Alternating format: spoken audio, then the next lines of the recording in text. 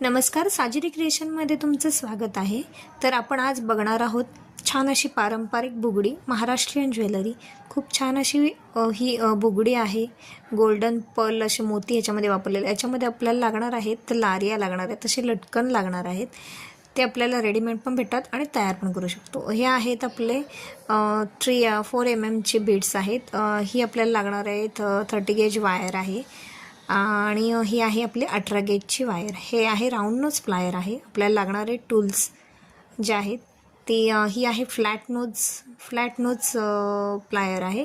Flat knows पक्कड आहे की आपण असं प्रेस वगैरे करू शकतो त्यांनी, अशी एक आहे। हा आहे कटर, हा कटर आहे।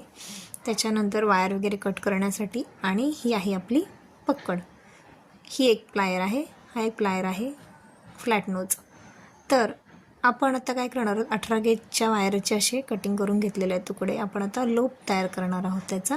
तर लोप कसा तयार करायचा तो बघा। असं आपण फिक्स केला आणि थोडासा बेंड करायचा, बॅक साईडवर थोडासा बेंड करायचा। हे असं झाल्यानंतर त्याच्यामध्ये कळलं आता, हा असं आपण असं थोडासा बेंड करायचा। त्याच्यामध्ये आपण 3 लटकन ॲड करणार आहोत।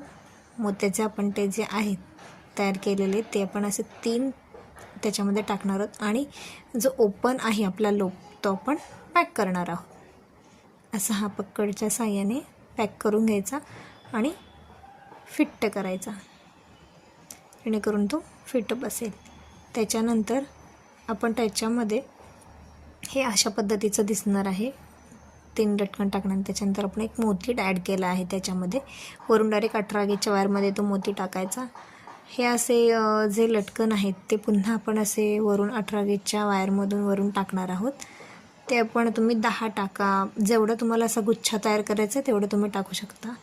मी काय बुगड्यांमध्ये 15 टाकलेत, 12 टाकलेत, हे 10 टाकायचे।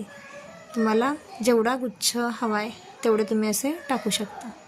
मग 12 किंवा 10 किंवा जास्तीत जास्त 15 एवढे तुम्ही असे टाकू शकता। त्याच्यानंतर हा मोती टाकायचा आहे वरून। आता हे आपण 10 टाकलेले आहेत फक्त।